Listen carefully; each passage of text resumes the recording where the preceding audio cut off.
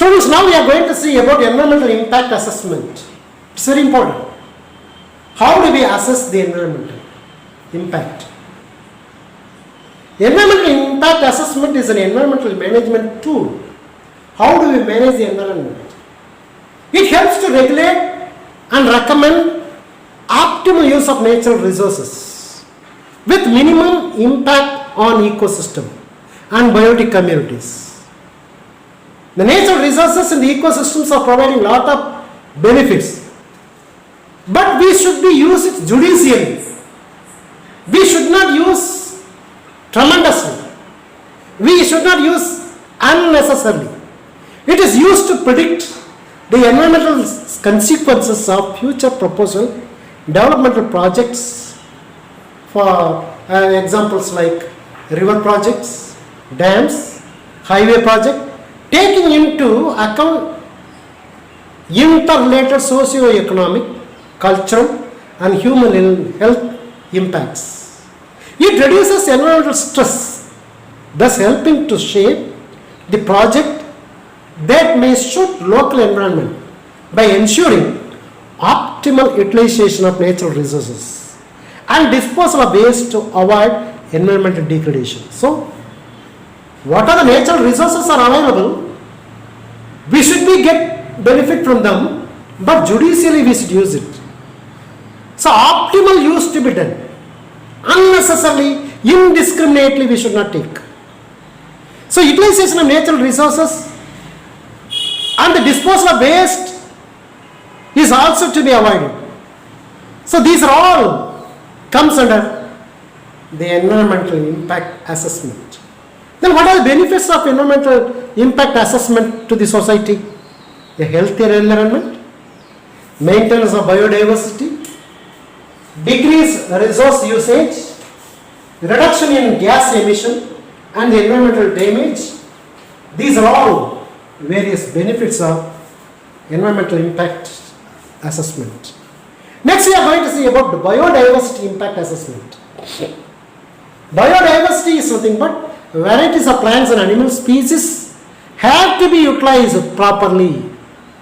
So this is called as biodiversity impact assessment, can be defined as a decision supporting tool to help biodiversity.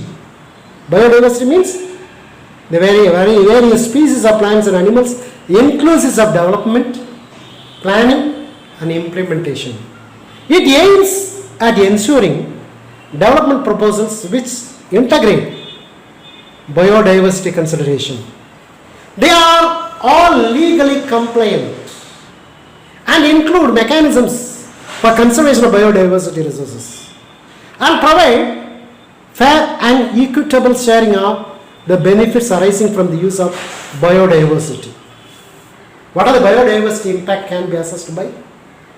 Change in land use and cover, fragmentation and isolation, extraction, external inputs such as emission, effluents and chemicals, introduction of invasive, alien and genetically modified species, impact on endemic and threatened flora and fauna.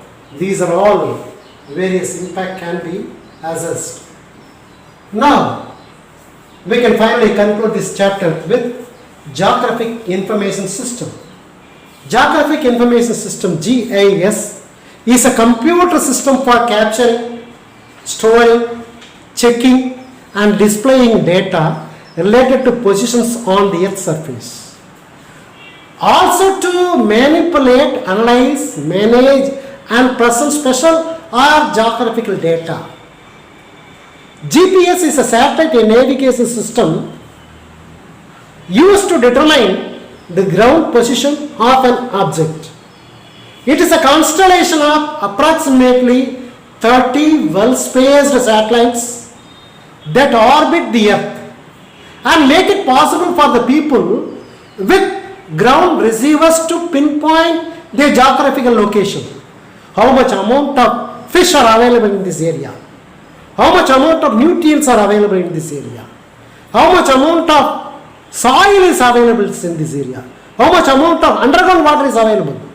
Whether it is perfect for agriculture or not. These are all can be done by geographical information system. Some applications in which GPS is currently being used for around the world include mining, aviation, surveying agriculture and marine ecosystem. Then what are the importance of geographical information system? Environmental impact assessment can be done with the help of geographical information system.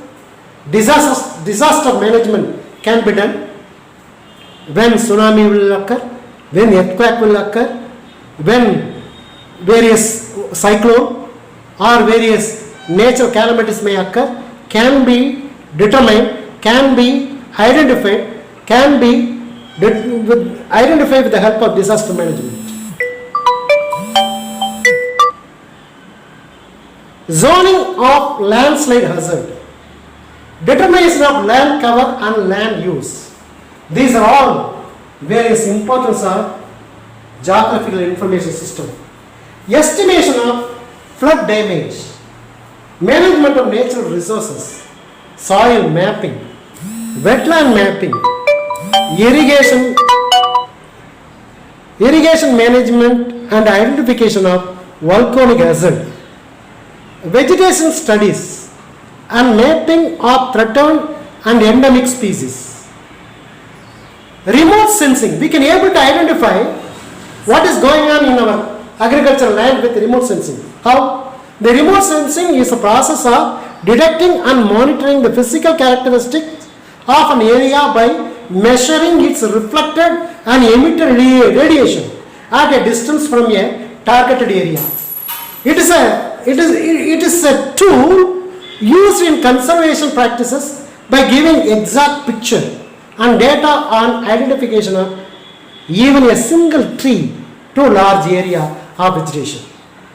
And wildlife for classification of land use patterns and studies of conservation and maintenance of various species including commercial crops, medicinal plants and turtle plants can be studied with the help of remote sensing. What are the specific uses? It helps to predicting favorable climate for study of spreading of diseases and controlling it. Mapping of forest fire and species distribution. Tracking the patterns of urban area development and the changes in the farmland or forest over several years. Mapping ocean bottom and its resources. Everything can be done with the help of this GIS. Various applications of satellites. This is also very much important. We are sending lot of satellites through INSAT or various rocket launching methods. SCATSAT-1. These have been launched in the year 2016 September. This will be very much useful for weather forecasting, cyclone prediction and tracking services in India. Similarly, INSAT 3DR we launched on September 26, 2016. This will be very much useful for disaster management. Earth observation system can be done with the help of Cartosat-2 have been launched on January 2008. Communication can be done with GSAT-6A. This was launched on March 2018. Similarly, Cartosat-2, this is 100th satellite by India on January 2018.